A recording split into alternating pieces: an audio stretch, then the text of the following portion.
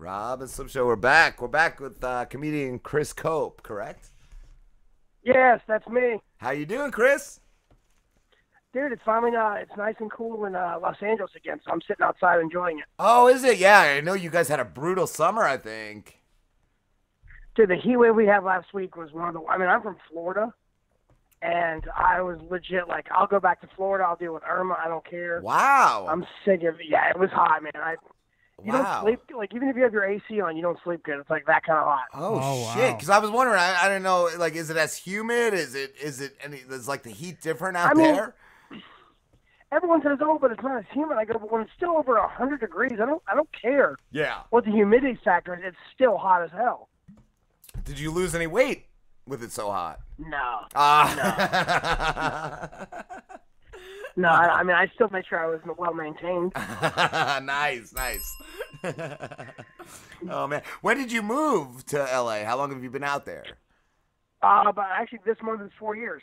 Wow, because you're a comedian. You're in LA. You've been in Tosh.0. You've been in Jimmy Kimmel. You've been on Grey's Anatomy. You've been doing a lot. Yeah, I mean, it just takes time to establish yourself, get the right agents, and then you find agents, you get other ones, and then it just depends on the luck of the draw. What you go in and audition for stuff. What they look at you and go, "Yeah, you'll do." Cool. You know. What did you do comedy before you went there? Did you do it in Florida? Oh, absolutely. I was a comedian for about nine and a half years when I moved to LA. Okay, so you're already established. You already had a name. That's awesome. Yeah, I was working all over the country, and I got to the point where it's like I need more credits, and the only place to get credits is New York or LA. Yeah. Why'd you choose LA over New York? Just the less dirty? Is it less dirty? Legal weed. There's legal weed. The weed. Legal weed. Let me see. Legal weed. Legal weed. Nice. Legal weed. That's a lot of reasons. Yeah, that's a lot of weed. I can drive everywhere. Legal weed. The weather's nice. Legal weed. Television. Legal weed. I don't know. I stopped doing it when it got so well excited. I liked it when it was illegal and it was dirty. What? I mean, I've had several jobs, and that's all I'm going to say. And trust me, I enjoy the lack of not going to jail. That's Oh, see, I never had a job. I never had a job. I don't keep those or have those. Well, I wish I was you. I'm just I've had all kinds of jobs. Yeah, no, I got a job, and the most recent one I have, like, I think they did away with the drug test because when I applied for it, when I started there, I fully expected a drug test. I don't remember the last time I didn't have a drug test, and this company like stopped giving them because I guess so many people were failing. That's hilarious. I like how the job just gave up. They just gave up. We're either not going to fill this position, or we're going to go under. We need people. We just need people.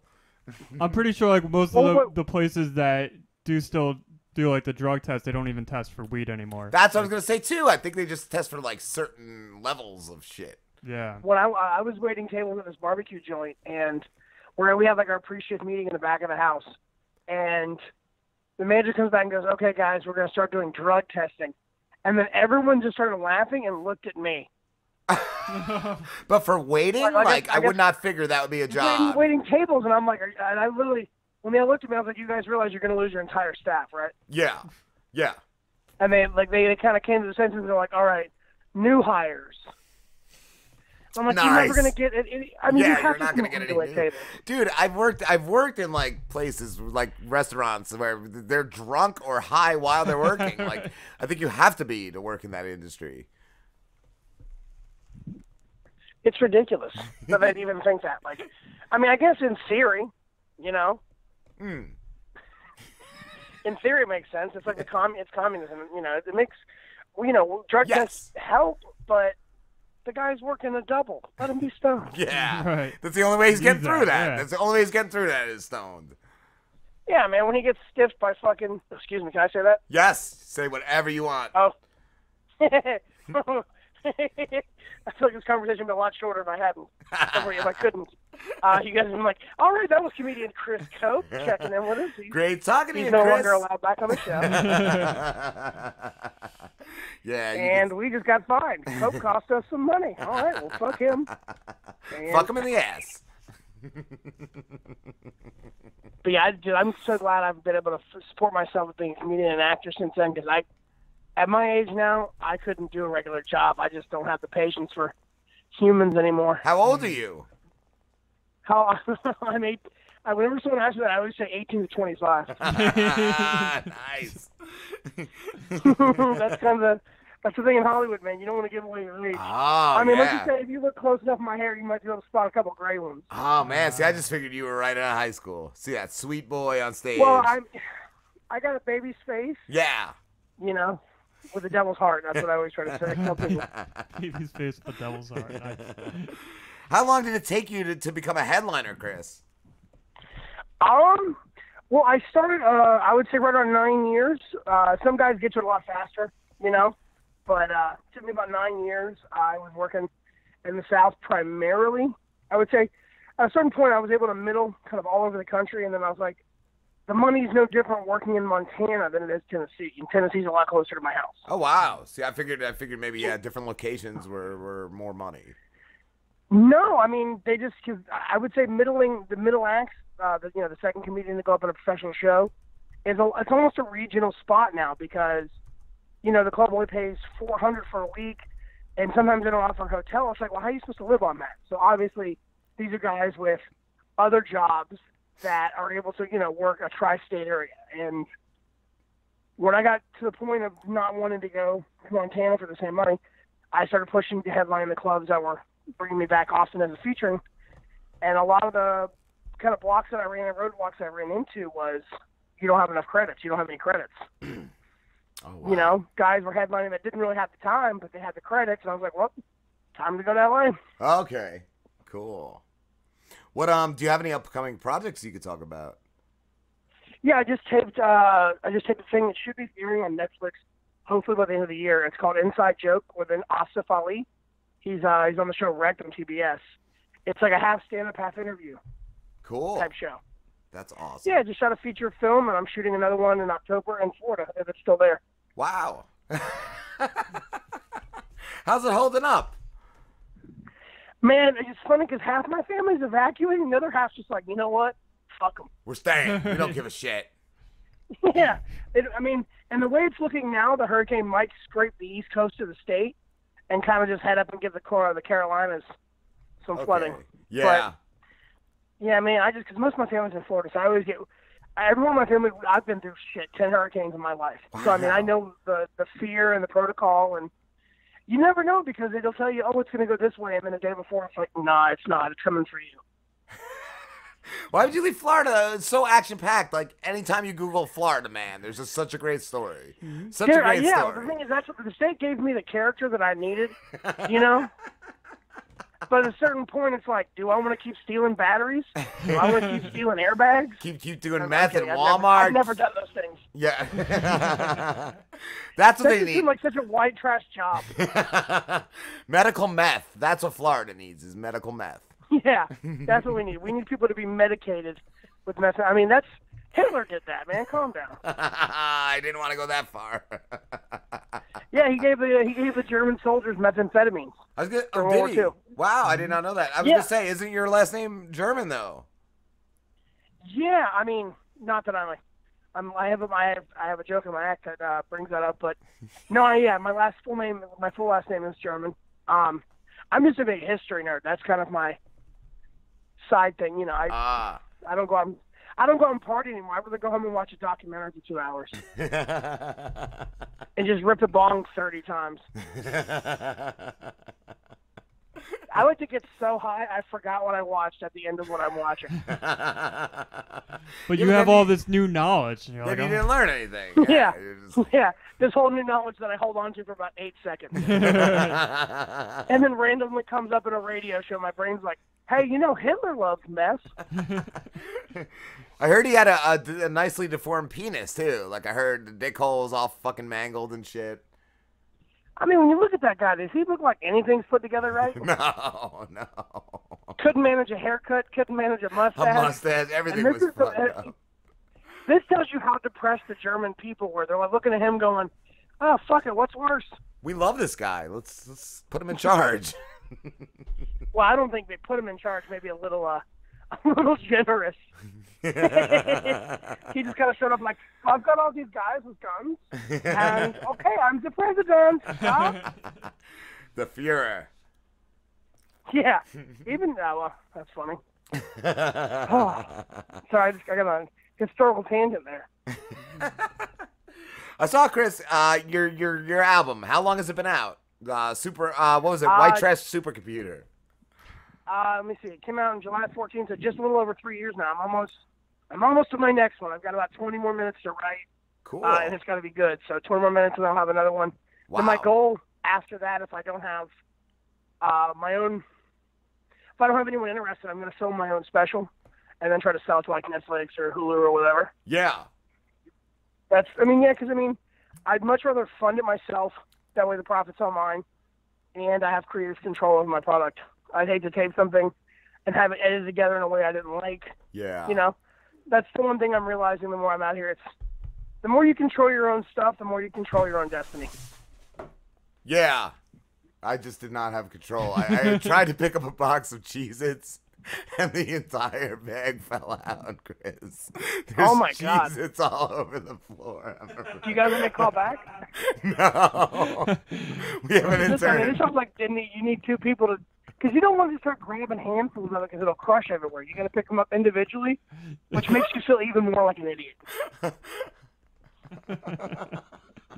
I'm sorry. Like you're a human. You're an evolved human with an opposable thumb, and yet you couldn't manage a box of cheeses.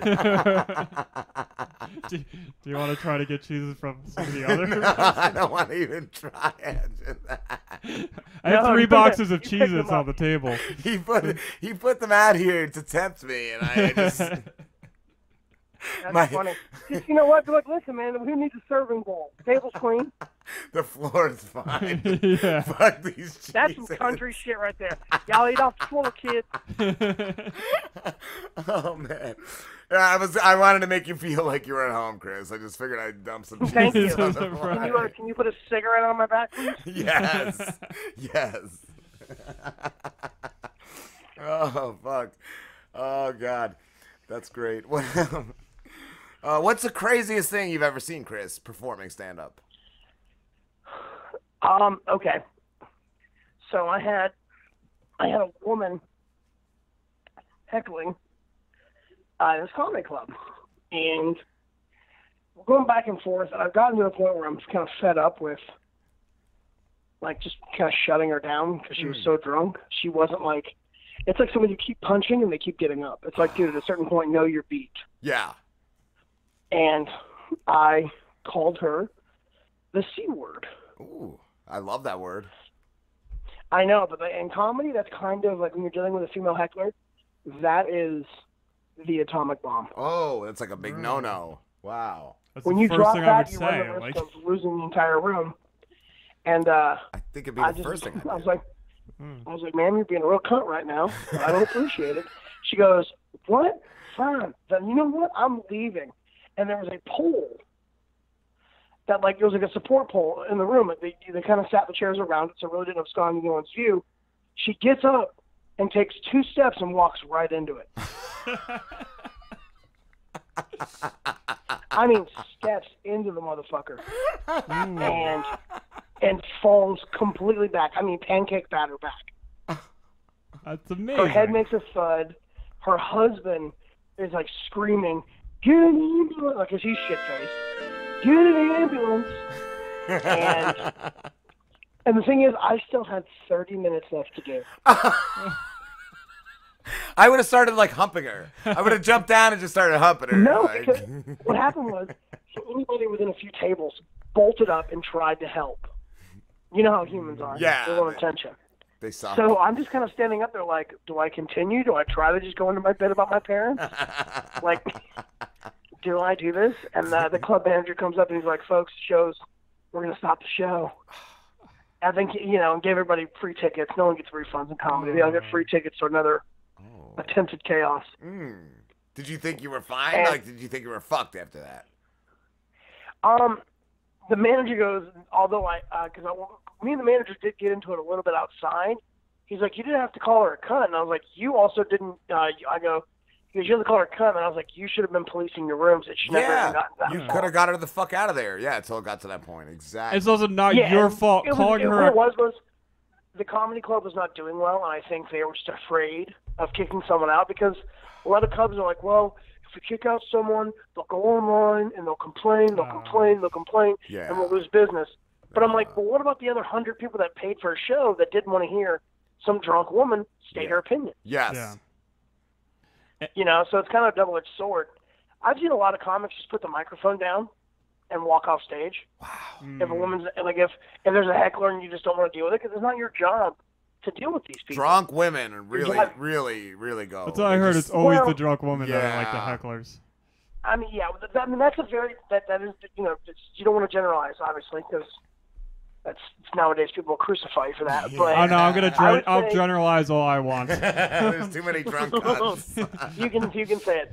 No, I do. What it is I think women in our society have less in that terms of repercussions because a man knows he runs his mouth to a certain extent. There could be violence. Yes, he could get his ass kicked. Yeah, a security guard will walk up to him and yoke him up by his neck and pull him out the door. Yeah. A woman, she knows no matter what happens, nobody's hitting her. Nobody's going to put their hands on her. So they kind of have this, I think it's built in to their personality. At that point, when the alcohol gets in there, they're like, oh, I can say whatever I want. Fuck him. I don't give a shit. Fuck you, blah, blah, blah. You know? And when you're drunk, the alcohol's telling you do it again. Right. They feel invincible. Ah, they're entitled. Yeah. Yeah, they feel extremely entitled, and then they feel like they have there's no consequence to whatever they say. Mm-hmm. And, you know, I'd say the moment we find a bouncer yoking a woman up by her neck, I think a lot of them start to calm down. 2017, equality is a dual-sided coin. I feel like Trump could make that happen. I feel like he could really, really get that going. I don't think he may be necessarily the messenger for that. He's like the modern-day Führer. Yeah. Okay, that is somewhat of a fair a fair assessment. fair comparison, yeah. I would say Hitler was you know what though, I take that back. Trump's nothing like Hitler because Trump is divisive and all Hitler did was unify. I like that. so you can't even compare Trump to Hitler. It's like, yeah, I mean, you know? Yeah. Well, because like Germany was in a pit of a depression when he took power, and he was able to right their economy. Trump comes in when our economy's doing well, and let's see how it is when he leaves. And he might be opposite Hitler. He's anti-Hitler. Yeah, he's gonna get ranked. Like leaders go, you really towards the bottom, dude. Oh, that's great. What is your favorite place you've performed at, Chris? I would say up until about 2 years ago, I would have said the Stardome in Birmingham, Alabama. Okay. It's a comedy club that sits about 700 people. Your phone's acting up. I don't know. Out of the blue, yeah, your phone got real muffled. Oh, is this better? Mm-hmm. Yes. Yes. Sorry, I think it was just my position. I do the same. I do the same thing. Yeah, you like get comfortable. Gets on. Yeah. Okay, so yeah, I would say before 2 years ago, I would say the Stardome in Birmingham, Alabama, 700 people. You feel the laughter, and I mean that like you physically feel the hot air from laughing. Wow. And then, cut to 2 years ago, I became a regular at the Comedy and Magic Club in Hermosa Beach, California, right outside of LA. It's the best comedy club in the country. The audience on a Tuesday night, 150 people, ready to laugh. The comedy club treats you like royalty. You know, it's the best paying gig in LA, and every time I go there, I walk past a wall of pictures of guys that are all comedians I respect. Yeah. Oh wow. Cool. Who's one of your favorite comedians? That's a laundry list of people because I respect so many guys for so many different things. Yeah. Because comedy's like music. A guy can do it. A guy can do it. I love Stephen Wright for being deadpan. I loved David Tell for being David Tell. Yeah. There's a million guys. Bill Burr. Yeah. It's really that's a real hard question to ask because so many different guys I like for so many different reasons.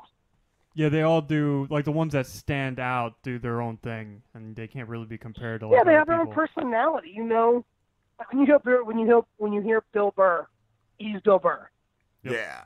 When you hear Chris Rock, you could read the joke, and I could tell you the comedian that did it just based on how I hear the joke. You know how the joke's written. Yeah. Nice. Yeah, man, comedy's so subjective.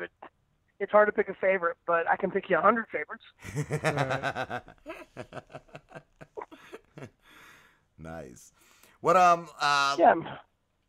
like I said, what do you compare yourself to? Like, who do you compare? My buddy Fine said my comedy's kind of blue collar with sophistication and edge, and I thought that was a very fair representation. I mean, I don't